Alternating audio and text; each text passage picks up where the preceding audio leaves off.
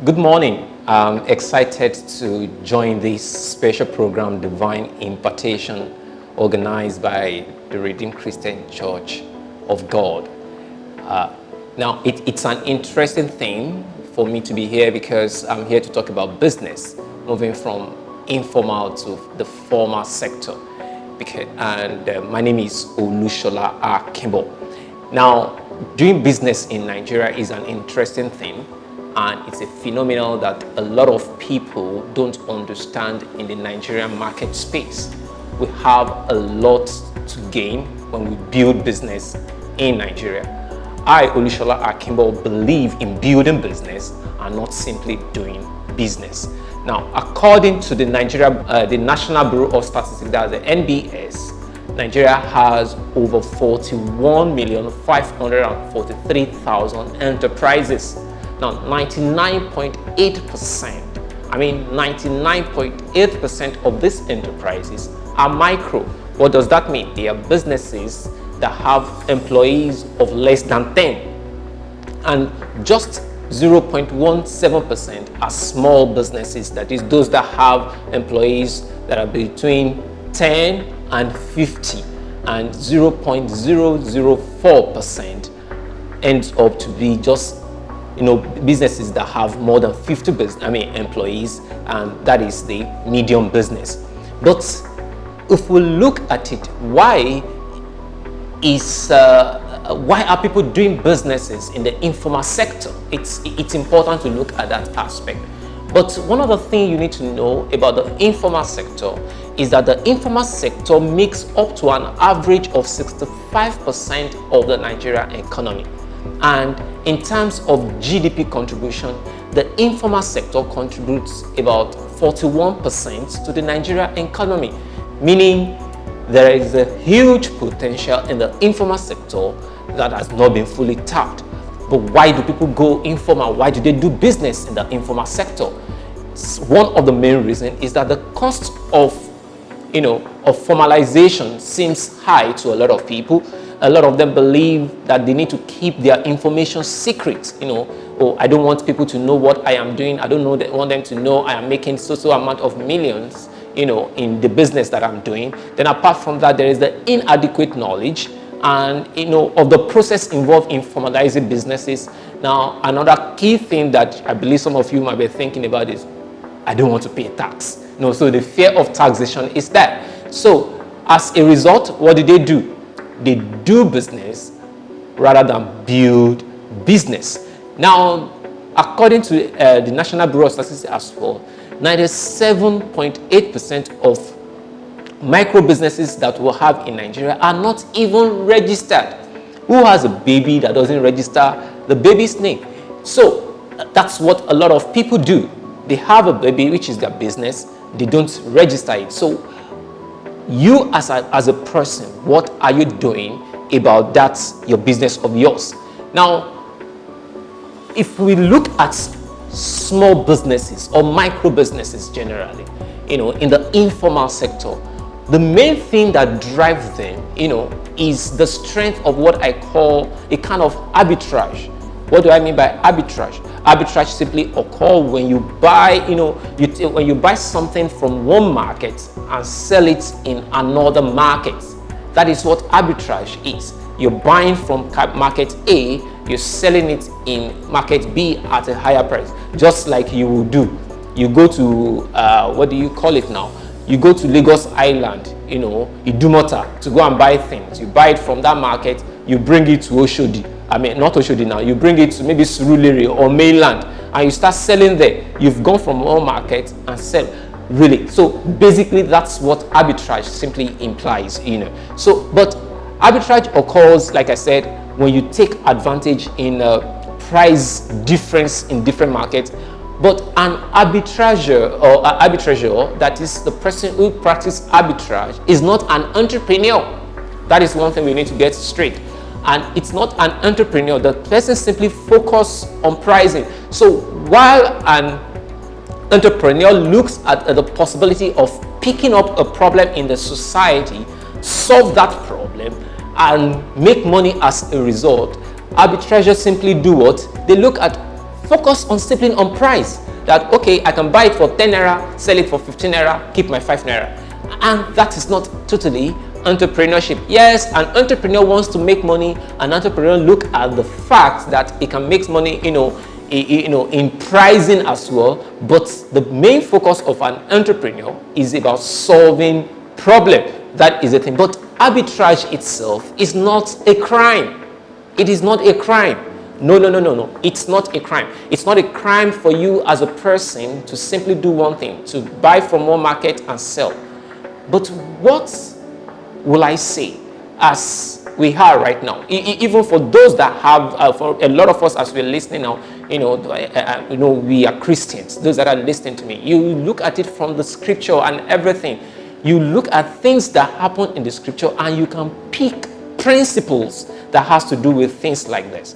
God is intentional. When I mean intentional, he is not just an arbitrager that is looking for just differences in pricing. What is he looking for? He's trying to build something. He wants to build a family. He wants to build. God is building a church. So as Christian, you think about building businesses. It's an important, principle. It's an important mindset to have when you want to go into business, that you don't just want to say, I'm out there to simply make money, but rather I'm out there to solve a problem, and as a result, make money from the problem and build a business. So as a trader, it's important that you focus on building your business. And how do you now build that kind of a business that you're thinking about? It simply means if you're already you're already trading, you have things that you buy, you sell. One critical thing you need to do is that look at that sector that you are. All those products you're saying, look at the value chain from the beginning to the end. Oh, you're buying food stuff and you're reselling. You start looking at it. Oh, you're buying eggs and you're reselling. You buy eggs in crates, then you resell in pieces, little by little. Understand the demand. It's a part that is important. It's a vital point in that value chain. Okay, little by little, you can start thinking, oh, how do I now go back little by little into poultry to have birds that I can take care of? Since you already understand what you can do in selling, people that are buying it in retail already, so you can think of how to do what we call backward integration and start producing something. Understand the problem in the value chain and see how you can add value to it. So what am I talking about? Basically, what I am saying is that turn that trading into entrepreneurship. That's all I am saying. So like I said, it's not an evil thing. It's not a crime to be to practice arbitrage, to take advantage of of difference in pricing. But the main thing is that you don't stop there. Don't stop there. It's very, very important to move it forward and build a business. So what does it take to move from the informal sector to the formal sector? That is the cost of of moving, of even being in the informal sector. There is a price to it. A lot of people don't know that there is a price to be in the informal sector. Let me use this case. For one of the things is there is little access to finance and capital. I remember during this the last COVID era. I mean the last COVID, the COVID, we are still in COVID era anyway. But in 2020 the government decided to give money to some organizations, and some people were asking, oh, they did not give me because they asked for certain things. What are the things? The government was asking for documents of registration of the business. So a lot of people who have businesses in the informal sector could not qualify because they do not have what it takes to get that kind of money. So that is one important thing. So it costs a business that is in the informal sector so much that you have little or no capital to boost that business. And apart from that, if you are in the informal sector, when I mean informal sector now, maybe you're buying things and selling and all of that in the market, you're selling pepper, you're selling and all of that, and you want to even borrow money from, let's say, a microfinance, it's expensive. That's where you start hearing things like, oh, you have to get it at 10% per month. You have to get it because they don't know you. They can't say this is who this person is. They can't say you are known by the authority, so that if anything happens, I can take this person to a court of law or something. Now, apart from that, there is another thing they suffer is the lack of separation between them in the business and the owner. There is and another thing they lose is that there's no record keeping. That's the disadvantage of being in the informal sector. A lot of businesses in the informal sector do not keep records. So you can't say this business has grown from one level to the other. So it's important that you consider, moving to the formal sector. Another important thing is that no matter how big your business is, no matter how much you're paying, so to say, or how much you're making, let me use that word, you hardly will have professionals at your side. Professionals don't come, and join a business that is in the informal sector. They want to work with organizations that are known. So it's very, very important. If you want to build a business, you want to build a legacy, you want to build something, a business that will go far, it's important to think about crossing from the informal sector to the formal sector. And what does it mean to cross into the from the informal to the formal sector? The basic thing is registration. It's important. You must do it. Now, I have like I stated earlier, that according to data, about 97% of businesses in the in the informal sector are not registered. In the micro-based enterprises are not registered. And that is what they are not registered with the Corporate Affairs Commission. It's like you have a child, you give birth to a child, and you don't name your baby. You need to distinct your business from another person by giving a name. I've had, because I do some of these things, registering business for people and all of that. So I've had an opportunity of people that come to me and say they want to register a business. So I've been using this name over a long time. I've even had it on social media and all of that. And by the time they want to register, the name is not available, simply because they didn't do the right thing at the beginning. So the first thing is to do what? To ensure that you register with the Corporate Affairs Commission. And apart from that, you have your tax identification number.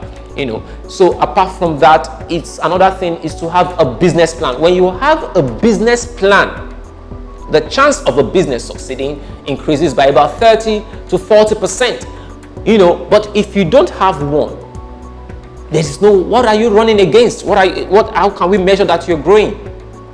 If you read the Bible, you will notice something. The Bible said that Jesus was crucified from the foundation of the world because God had a plan. So there is a plan for him. He knew when he was going to introduce the Son, that the Son would die on the cross. He knew all of that from before it came to pass. He knew. So as a business owner as well, that we are Christians does not mean we should just launch by faith without a business plan. We need to have a plan. You want to have a plan that, okay, in the next 4 or 5 years, how am I going to make money? How am I going to spend money? What will be my profits and all of that? I've had to discuss with someone who gave me a business plan to do. And after this, after designing the business plan, I told him, okay, that was sometimes in 2019. And I told him, you will not going to break even or even make any money until 2021. Now, this is a business that is related to education. And so she stepped back and said, oh, she doesn't want to pursue that so much because it's not going to bring in, she can see that the money is not going to be there so far. And suddenly COVID happened. And that saved her. She didn't launch that business again. We did another business. She came up with another business and I did another business plan for her and all of that based on data and facts in the industry and all of that. And now she's doing well. She's building that business again. And she's doing, well according to the business plan and the goals that we've set for her. Apart from business plan, it's also important to have a business account, a business bank account. You don't use personal account for business. No. What you're setting yourself up is for failure because you won't know when you spend the money that is meant for, and that is one of the principal things, one of the key things that kills small businesses because a lot of people don't know exactly how much they've made over a period of time. You make a business, you transfer it to your personal account, and after doing it to your personal, having the money in your personal, you spent it. So you can't say this is how much the business has really grown over a period of time. So separate your personal money from the business money. It doesn't cost much to do that.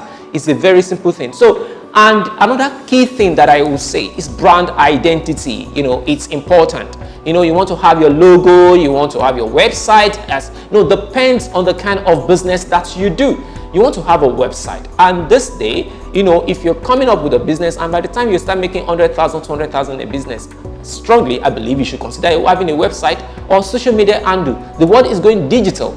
You have social media handle and all of that. At least have online presence. It's important. So people look for you. They can check you on social media and say, oh, this is where I can contact this particular business. It's very, very vital to consider brand identity.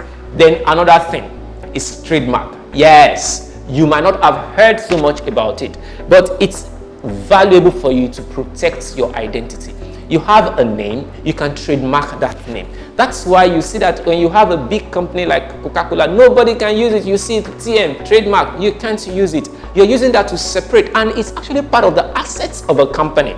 You have a particular maybe a concept that you have developed, you trademark and you copyright and all of that and get a patent for it. It's important. It's one of the ways we've lost money.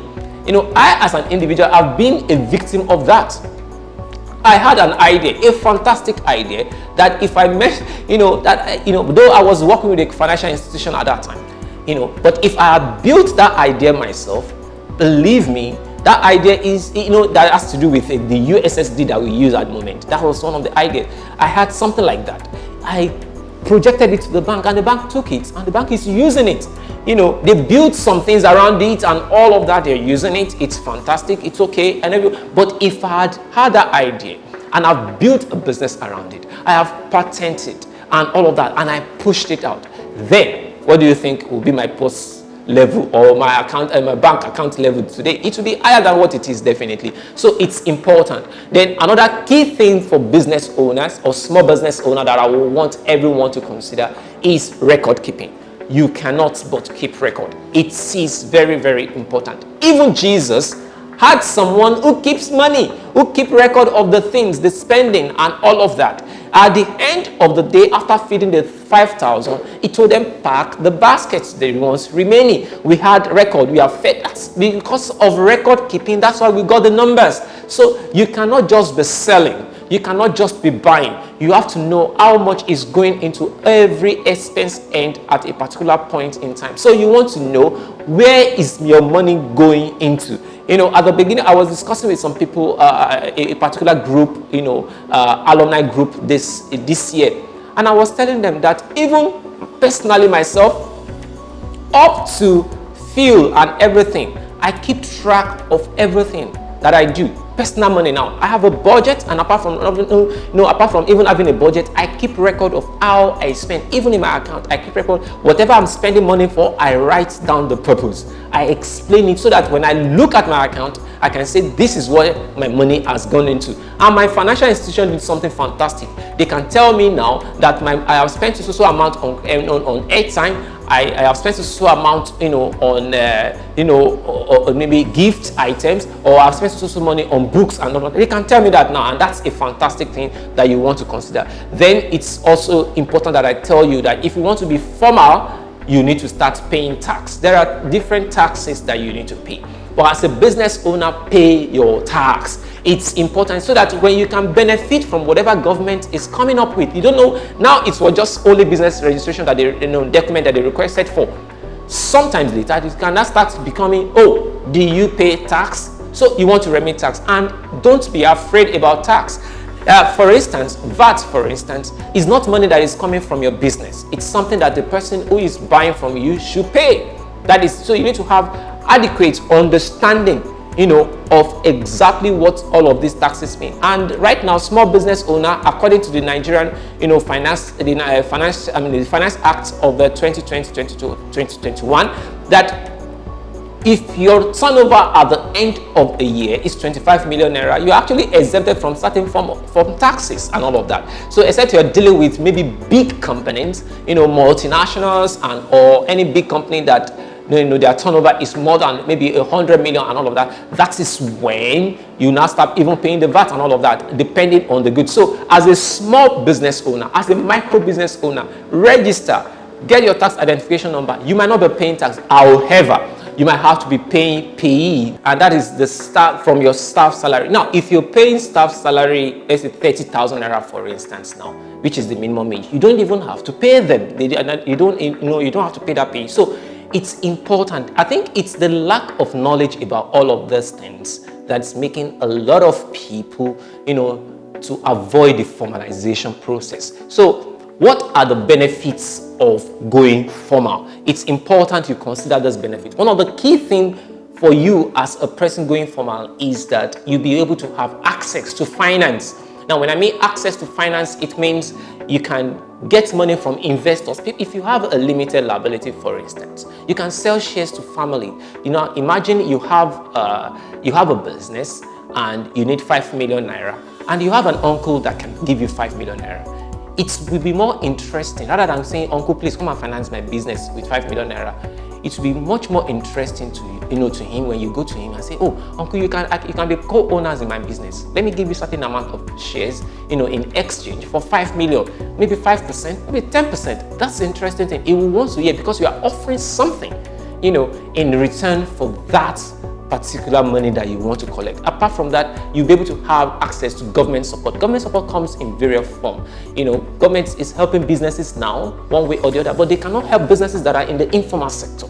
They only help businesses that are in the formal sector. So if you want to enjoy the benefits, you need to be in the formal sector. Even there are some that, like a Nigerian Export Promotion Council, is helping some businesses that want to export their product. So things like that. You want to take advantage of all the global trade that is coming up. In Africa, the continental trade in Africa that is coming up. That's actually started. But if you're producing something and you're in the informal sector, you cannot get to that market except you cross to the formal sector. So apart from that, being in the formal sector, you will be able to attract professionals. You'll be able to attract chartered accountants, lawyers, and all of that. That will be able to, help your business, grow the business, and and do things properly for your business. That is that, like I mentioned earlier, you have access to bigger markets when you are in the formal sector because you can, government knows you, and they can say, "Oh, this particular business was registered so time, and we have the documentation of the promoters and things like that." So another opportunity is that when you have a formal business, there is an opportunity for you to scale it. You have the capability to say, "Okay, I want to scale up this for growth." You want to grow it from one level to the other. You want to move from one location to the other. You want to have branches here. You want to, have maybe outlets here and there and things like that. Then, okay, I talked about the export opportunity. That's another key thing that is very, very important. And another area that is a lot of people do not consider, which I know it's a very important thing in entrepreneurship, is when you go formal, there is opportunity to share risk. So you're able to share business risk. And by the time you have a limited liability company, if it costs 10 million naira to do, to run a business and all of that, and for example, you can bring in other people into the business. When you come in as a business, as co-owner, as co-founders and all that, you share the risk rather than you bearing the risk all alone. You share with somebody else. And going formal helps you to leave a legacy. A legacy, that's when you can say, "Oh, I've built a business." A lot of our fathers have, over the years, they started businesses that they couldn't hand over to their children and things like that, or they started it and somehow, they have shops here, they have shops there, but they can't.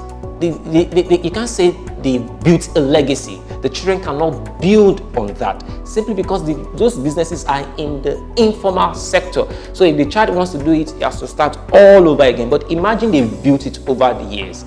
They've built it in the formal sector. Now you can say that definitely, "Oh, I've been shareholder. Now that my son is a director," and things like that. And from that, you can grow that business. And that legacy comes. That's where you can transfer business ownership. You can transfer the business from one generation to another. And that is how I strongly believe we can build wealth, not only in Africa, and not only in Nigeria, but in Africa as a whole. Thank you very much, and I'll be ready for question and answer